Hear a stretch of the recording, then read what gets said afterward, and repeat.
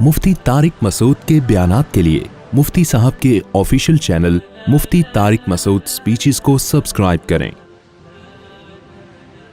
को पता है यहूदी मदीना में क्यों आबाद हुए? आखिरी नबी के इंतजार के लिए। वरना मदीना और यहूदियों का आपस में कोई लिंक बनता नहीं है। ये लोग जाया करते थे सफर करके, रास्ते में मदीना का नखलिस्तान था। तारीख की किताबों में लिखा है कि इन्होंने देखा कि आखिरी नबी मोहम्मद सल्लल्लाहु अलैहि वसल्लम जिस इलाके में आएंगे, नबूवत का ऐलान करेंगे, वो उस तमाम अलामात इस इलाके में पाई जाती हैं। लेकिन नबी सल्लल्लाहु अलैहि वसल्लम के दुनिया में आने के बाद जैसे इन्होंने अपनी किताबों में ईसा इब्न मरियम का तस्करा होने के बावजूद उनका इनकार किया, हसद और जेलिसी की वजह से, इसी तरह इन्होंने मोहम्मद सल्लल्लाहु अलैहि वसल्लम की नबूवत का इनकार किया। कुरान कहते हैं उसकी बेस भी क्या थी? हसद और जेलिसी। देखो अल्लाह का कायदा है कि दुनिया में जो हद से ज़्यादा आगे निकलने की कोशिश करता है ना, अपनी औकात से ज़्यादा, हक़्क़ुन अलल्लाहि अल्ला यर्तफ़िअ शैउन इल्ला वज़अहु। नबी सल्लल्लाहु अलैहि वसल्लम ने फरमाया, अल्लाह ने अपने ऊपर ये बात लाजिम कर ली है कि जो चीज़ भी हद से आगे निकलेगी अल्लाह उसको ज़मीन पे गिरा देगा। आज भी आपने देखा होगा ना, बहुत से लोग हर वक्त मैं करते करते तकब्बुर से दिमाग खराब होने लगता है। अल्लाह की कुदरत हरकत में आती है और अल्लाह एक ही दफ़ा में नीचे पटकते हैं उसको। नबी सल्लल्लाहु अलैहि वसल्लम ने फरमाया, अल्लाह ताला कहते हैं अल-किब्रिया रिदाई, तकब्बुर मेरी चादर है, जो मुझसे उस चादर में शिरकत की और उलझने की कोशिश करेगा मैं उसको रुस्वा कर दूंगा। यही 100% ये मामला अल्लाह ने यहूदियों के साथ किया है। ये लाडली कौम थी, अल्लाह ने इनमें बहुत सारे पैगंबर भेजे, मूसा कलीमुल्लाह भेजे, जिन्होंने इनको फिरौन के तसल्लुत से आज़ाद कराया। इतने सारे मोजज़े देखने के बाद जब इनको हुक्म हुआ अल्लाह की राह में जिहाद करो, तो इन्होंने क्या कहा? इज़हब अंता व रब्बुका फ़क़ातिला इन्ना हाहुना क़ाइदून। ए मूसा, तू और तेरा रब जाके लड़, हम यहीं बैठ के तमाशा देख रहे हैं। अल्लाह ने क्या किया है? इब्राहीम अलैहिस्सलाम के जो दो बेटे थे ना, एक इस्माइल और एक इसहाक, तो अल्लाह ने नबूवत कहाँ शिफ्ट कर दी? इस्माइल अलैहिस्सलाम की औलाद में, कि अब जो आखिरी पैगंबर आएगा वो इसहाक अलैहिस्सलाम की औलाद में नहीं होगा, वो बनी इसराइल में से नहीं होगा। इसराइल याकूब अलैहिस्सलाम का लक़ब है, याकूब अलैहिस्सलाम की औलाद में नहीं होगा। वो किसकी औलाद में होगा? इस्माइल अलैहिस्सलाम। इनके अंदर दो बीमारियां, एक हसद कि फला को नेमत क्यों मिल रही है, और एक दुनिया से मोहब्बत। कुरान कहता है यवद्दु अहदुहुम लौ युअम्मरु अल्फ सना, इनमें से हर शख्स चाहता है कि कम से कम उसकी उम्र कितनी होनी चाहिए? 1000 साल। और मुसलमान दुनिया से मोहब्बत नहीं करता। तो आप बताओ, दो ऐसी कौमों का मुकाबला हो कि एक जिंदा रहने के लिए लड़ रही हो और एक मौत के लिए लड़ रही हो, तो फतह किसको मिलेगी? जो मौत के लिए लड़ता है।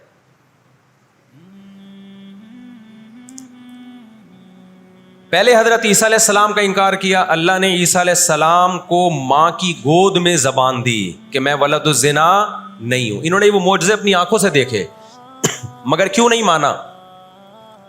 इसलिए कि अपनी चौधराहट जा रही थी। जब मजहबी चौधराहट इंसान में आती है ना, वो बहुत खतरनाक होती है, क्योंकि मजहब में इज्जत बहुत मिलती है। हमने बड़े बड़े उलमा से सुना, तबलीग में आलिम के लिए 1 साल रखा हुआ है, गैर आलिम के लिए नहीं रखा हुआ। मैं जब अपने शेख से बैत हुआ तो मुझे उन्होंने बहुत सारे मामूलात बता दिए कि ये जिक्र इतने लंबे चौड़े। मैं हैरान था कि वो फलां बैत होकर गया है, उसको तो कम मामूलात बताए, हम तो मौलाना है। तो हमारे शेख ने कहा कि आलिम के बिगड़ने का अंदेशा आमी आदमी के बिगड़ने से बोलो ज्यादा है। इज्जत भी मिलती है जब इल्म होता है, शोहरत भी मिलती है। इज्जत, शोहरत, दौलत, ये 3 चीजें इंसान की खोपड़ी को क्या करती हैं?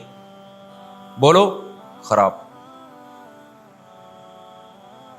तभी तज़किया नफ्स जो है ना, तज़किया नफ्स, जिसके पास भी इल्म है, आज यूट्यूब पे बहुत से स्कॉलर्स हैं, इधर उधर से इल्म हासिल कर लिया, किसी बुजुर्ग से बाकायदा ताल्लुक कायम करके अपना तज़किया नहीं करवाया, तो वही इल्म उनका गुमराही का फैलाने का जरिया बन जाता है।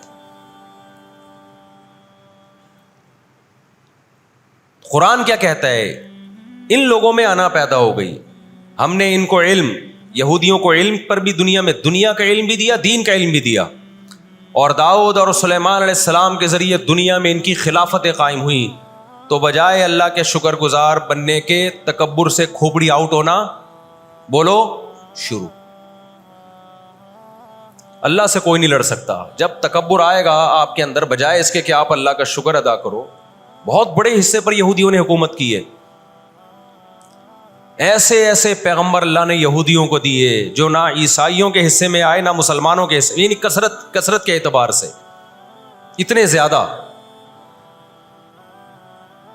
ہمیں اللہ نے سید الانبیاء دیے محمد صلی اللہ علیہ وسلم، ہم پر سب سے زیادہ احسان ہے، لیکن کثرت کو دیکھا جائے تو جتنے کثرت سے پیغمبر یہودیوں کے پاس آئے، اتنی کثرت سے پیغمبر کسی اور قوم کے پاس نہیں آئے۔ پھر اللہ نے داؤد اور سلیمان علیہ السلام کے ذریعے ان کو بڑی بڑی حکومتیں دیں، بیت المقدس ان کا مرکز بنا، لیکن اللہ کا شکر گزار بننے کے بجائے تکبر سے کھوپڑی آؤٹ ہونا شروع ہو گئی۔ اللہ نے ان سے نظام حکومت لے کے کس کے حوالے کر دیا؟ بیت المقدس کا، عیسائیوں کے حوالے کر دیا۔ عیسائی بہت تھوڑے تھے، لیکن اللہ نے ان تھوڑوں کو ان طاقتوروں سے لڑوایا، اور اللہ نے ان کو مغلوب کیا، ان کے ہاتھ سے بیت المقدس نکلا، اور اس کے بعد سے اب تک ان کے ہاتھ میں بیت المقدس نہیں آیا۔ مسلمانوں کے پاس آ گیا، ان کو نہیں دیا اللہ نے۔ 18ویں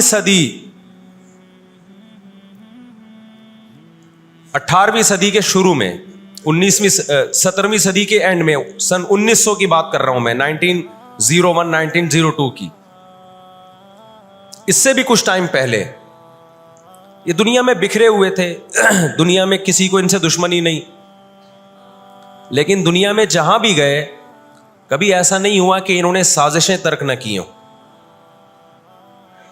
ہٹلر جو تھا نا دوسری جنگ عظیم میں تو جرمنی گیا ہوں نا، میں نے وہ قبرستان بھی دکھایا تھا یہودیوں کا۔ ہٹلر نے یہودیوں پہ بہت زیادہ ظلم کیا، جو بالکل غلط کیا۔ ہم اس ظلم کو کبھی بھی حوصلہ افزائی نہیں کرتے، دیگوں میں اٹھا اٹھا کے زندہ ڈال دیا کرتا تھا۔ ہم اس عمل میں ہٹلر کی بالکل بھی حوصلہ افزائی نہیں کرتے، اس عمل کو اپریشیٹ نہیں کرتے، لیکن اس نے ایک تاریخی الفاظ کہے تھے، اسے پتا تھا دنیا مجھے برا کہے گی بعد میں، کہ لاکھوں یہودی مار دیے میں نے۔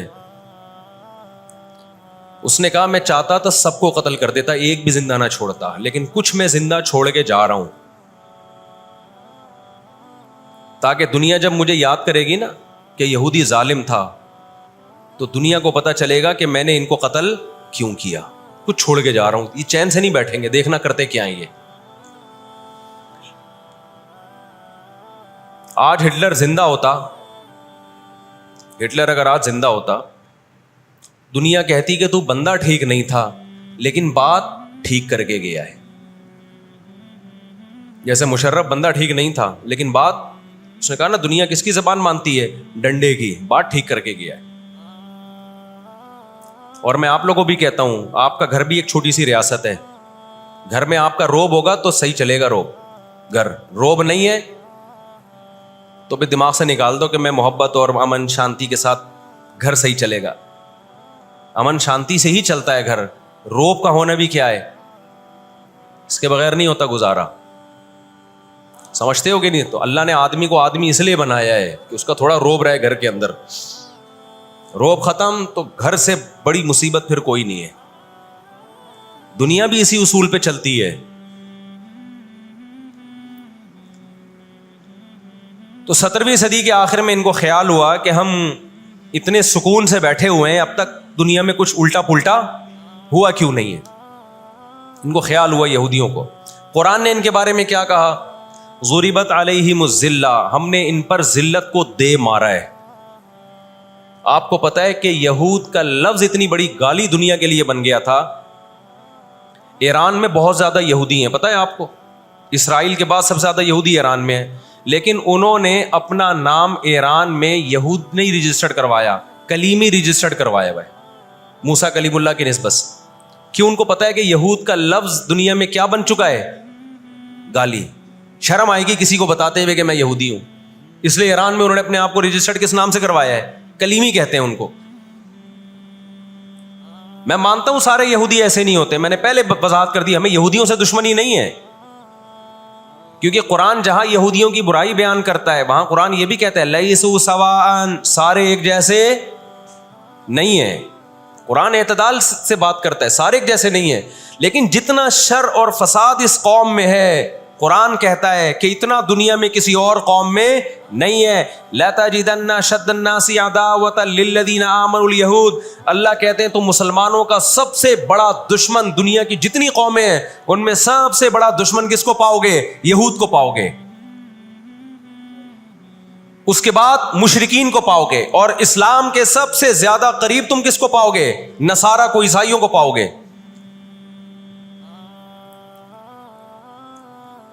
تو ان کو بہت عرصے سے, صدیوں سے کچھ دنیا میں ہوا نہیں تھا,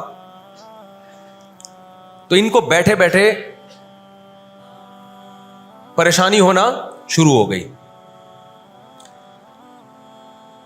چند ان کے فسادی لوگ جمع ہوئے اور انہوں نے کہا کہ بھائی دنیا میں ہر قوم کے پاس ایک ملک ہے, ہر مذہب کے پاس ایک ملک ہے, تو ہمارے پاس بھی ہونا چاہیے. حالانکہ یہ بات ہی غلط ہے, دنیا میں ہر قوم کے پاس ملک نہیں ہے. دنیا میں لاکھوں قومیں ہیں, ملک تھوڑی لاکھوں ہیں. پاکستان میں کتنی قومیں ہیں؟ سرائکی ہے, پنجابی ہیں, اردو ہیں, پٹھان ہیں, بلوچی ہیں.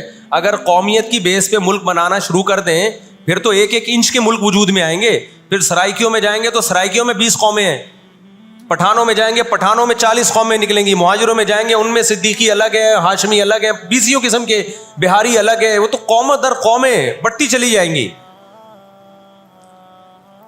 انہوں نے کہا دنیا میں ہر مذہب کے پاس ایک ملک ہے. حالانکہ یہ بات بھی, سکھوں کے پاس کوئی الگ ملک ہے؟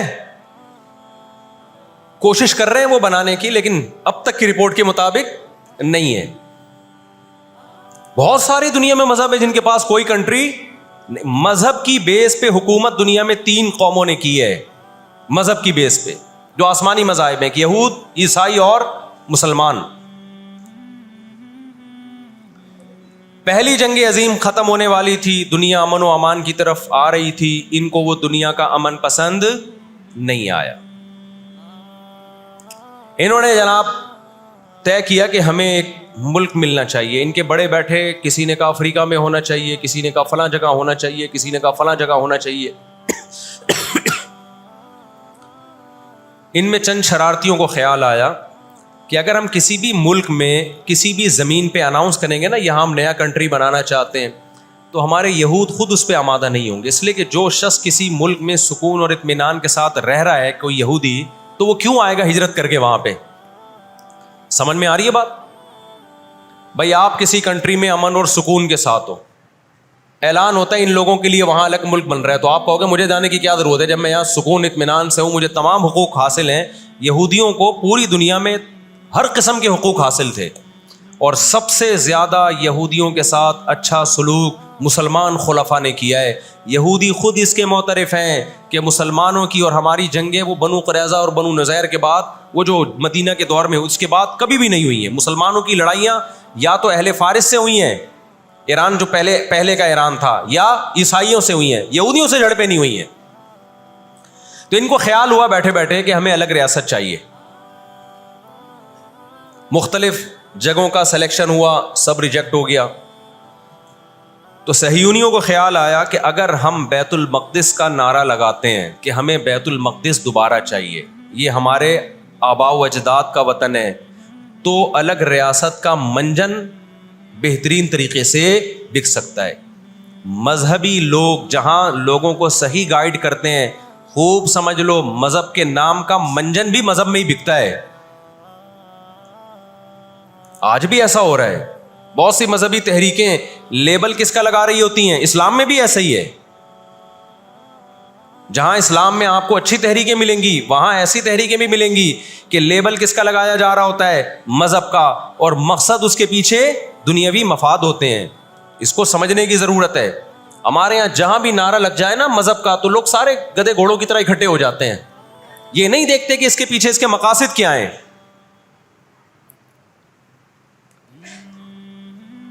تو تو نعرہ یہ لگایا گیا, اللہ کرے میں جلدی سے مختصر ہسٹری سمیٹ دوں پھر آپ کے سامنے بات رکھوں. نعرہ یہ لگایا گیا کہ چونکہ بیت المقدس ہمارا تھا, یعقوب علیہ السلام, یوسف علیہ السلام, موسیٰ علیہ السلام اور جتنے پیغمبر گزرے, یحییٰ علیہ السلام, زکریا علیہ السلام, ان سب کا مرکز کون سی جگہ ہے؟ ارض مقدس فلسطین. تو فلسطین کے نام پہ پوری دنیا سے یہودیوں کو فلسطین میں جمع کرنا ہمارے لیے پاسبل ہے. مگر یہودی بکھرے ہوئے تھے, ان کے پاس اتنی طاقت نہیں تھی. 2 سازشیں انہوں نے کی ہیں. نمبر 1, تجارت اپنے کنٹرول میں لو. قرآن کہتا ہے وَأَخْذِهِمُ الرِّبَا وَقَدْ نُهُوا عَنْهُ, اللہ نے ان پر سود لینے پر پابندی لگائی تھی. انہوں نے دنیا کو سود کے نظام میں لپیٹ دیا. پوری دنیا کی دولت مرتکز ہو کے کس کے پاس آنے لگی؟ یہودیوں کے پاس. مذہبی ریاست بنائی جا رہی ہے. اس کی مثال ایسے ہے جیسے ہم مسجد بنا رہے ہیں اور بندوق ہاتھ میں لے کے لوگوں کو ڈکیتیاں کر کے پیسہ لاؤ, جتنا پیسہ بنے گا, جتنا پیسہ اکٹھا ہوگا ہم اس سے کیا بنائیں گے؟ مسجد بنائیں گے. تو اس سے صاف پتہ چل جائے گا بھائی تیرا مقصد مسجد بنانا نہیں ہے, مسجد کے نام پہ منجن بیچنا ہے. سمجھ میں آ رہی ہے بات کہ نہیں آ رہی؟ لیبل مسجد کا لگ رہا ہے اس کے پیچھے, کیونکہ جو مسجد جو بنانا چاہتا ہے وہ کبھی بھی حرام پیسے سے مسجد نہیں بنائے گا. تورات میں آج تک سود کی حرمت موجود ہے. قرآن نے بیان کیا کہ ان کو ہم نے سود لینے سے منع کیا, لیکن انہوں نے سود لینا شروع کر دیا. بڑے بڑے بینک آج کس کے پاس ہیں؟ ان کے تانے بانے سارے کس سے جا کے ملتے ہیں؟ یہودیوں سے. بیٹھے بیٹھے پیسہ جمع کرنا شروع کیا. تبھی تو میں کہتا ہوں یہ جو بڑے بڑے جنرل اسٹور بنے ہوئے ہیں نا, مال بنے ہوئے ہیں, جو بینکوں سے سودی قرضہ لے کے کروڑوں روپے پھونک دیتے ہیں, اس کے بجائے نا اپنے ان غریب دکانداروں کے پاس جایا کرو جو اپنے باپ کی کمائی سے, وراثت کے پیسوں سے دکان بنا کے بیٹھے ہوئے ہیں. یہ جو سودی نظام ہے نا, سودی نظام, اس سے دنیا کی دولت مرتکز ہو کے چند ہاتھوں میں جاتی ہے. پھر وہ چند ہاتھ ہی آپ کے باپ بن کے بیٹھتے ہیں دنیا میں. جب سے ہی بڑے بڑے اسٹورز بننا شروع ہوئے ہیں, مال بننا شروع ہوئے ہیں, یہ چھوٹے موٹے دکانداروں کی جو حلال کی آمدن تھی, ان کی جو بینکوں سے قرضے نہیں تھے, جو دادے پردادے سے محنت کر کے آ رہے تھے اور اب اتنا جمع کیا کہ ایک دکان بنا لیں, وہ سارے ایک طرف رہ گئے. اور ایک سرمایہ دار اٹھتا ہے بینکوں سے اربوں روپے کا قرضہ لے کے ایک بہت بڑی بلڈنگ بنا دیتا ہے اور بیٹھ کے نوٹ چھاپتا ہے. وہ یہ کون سا ان کی خون پسینے کی کمائی ہوتی ہے؟ تو اس عذاب میں دنیا کو کس نے دھکیلا؟ سودی نظام میں. بولو, یہودی نے دھکیلا ہے. ان کے شاطر دماغ نے کام کیا کہ پوری دنیا کی معیشت کس کے کنٹرول میں لے کر آؤ؟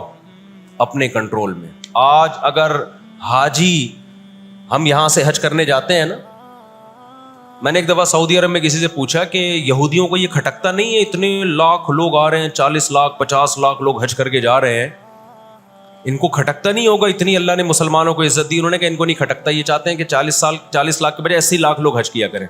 وجہ اس کی ہے کہ وہاں سارا مال ان کی کمپنیوں کا بکتا ہے. میں سمجھا پا رہا ہوں اپنی بات؟ ساری پروڈکٹ کس کی بکتی ہیں؟ منجن انہی کا بک رہا ہے وہاں بھی. تو چاہتے ہیں 40 لاکھ کے بجائے کتنے لاکھ حج کیا کریں؟ 80 لاکھ حج کیا کریں. اللہ میاں نے حج کا جہاں تذکرہ کیا نا, وہاں تجارت کا بھی تذکرہ کیا ہے.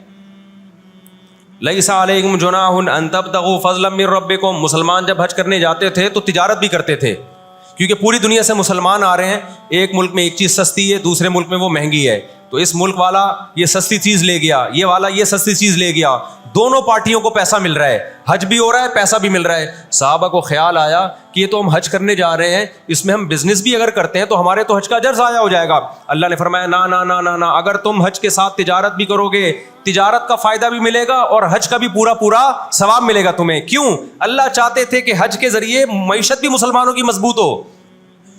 اللہ تھوڑی مسلمانوں کو کمزور دیکھنا چاہتے ہیں.